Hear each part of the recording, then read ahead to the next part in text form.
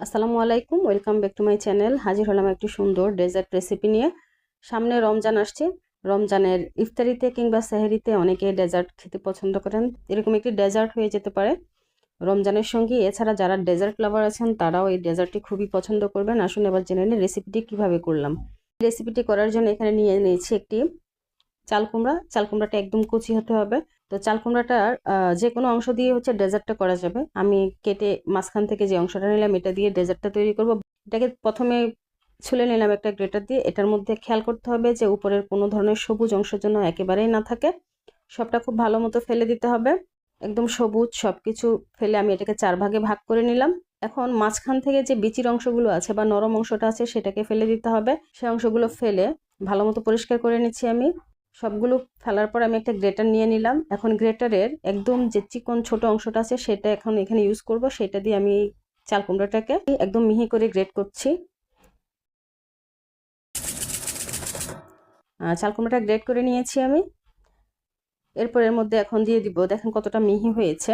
এখন দিয়ে দিচ্ছি 1 কাপ পরিমাণ পানি। পানিতে একটু ভিজিয়ে নিলাম। এখন একটা স্ট্রেনারে এটাকে ছেঁকে নিচ্ছি। এটা থেকে কোনো পানি থাকতে পারবে না। এটাকে একদম চিপে চিপে সবগুলো পানি বের করে নিচ্ছি। চাল কুমড়ার কোনো পানি থাকতে পারবে না। এরপরে নিয়ে নিলাম হচ্ছে 2 টেবিল চামচ সাবুদানা। সাবুদানাটাকে একটু পানি দিয়ে ভিজিয়ে রাখলাম। এবার চলে গেলাম চুলায়। একটা কড়াইতে 2 টেবিল চামচ চিনি দিয়ে পানি দিয়ে এটাকে গলিয়ে নিলাম। তারপর দিয়ে দিলাম কিছুটা কাজু বাদাম। কাজু বাদামগুলোকে চিনির শিরার মধ্যে খুব ভালো মতো ভেজে তুলে নিলাম। একই প্যানে 2 চামচ বাটার দিয়েছি আর সামান্য একটু দুধ দিয়ে এটাকে একটু জাল দিয়ে নিলাম। ডেজার্টের কালারের জন্য এটা করেছি। এরপর দিয়ে দিলাম চিনি।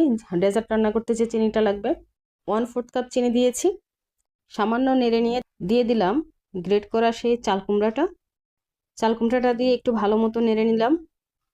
এখন চিনিটা গলে একটু পানি বের হয়ে আসবে।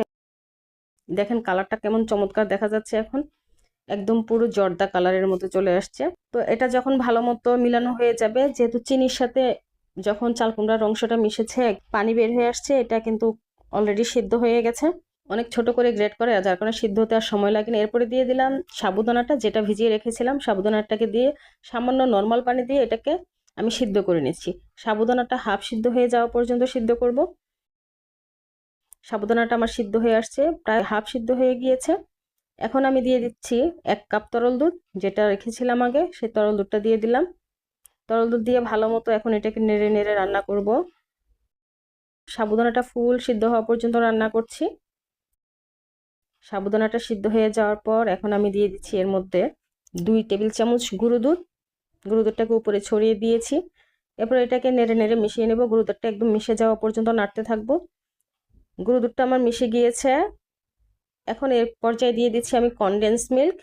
কনডেন্স মিল্কটা হচ্ছে অপশনাল, এটা না দিলেও হবে, তবে কনডেন্স মিল্ক দিলে এর টেস্টটা আরও বেশি লাগবে। 2 চা চামচ কনডেন্স মিল্ক দিয়েছি। এরপর এটাকে একটু নেড়ে নিয়ে চুলাটা অফ করে দিয়েছি।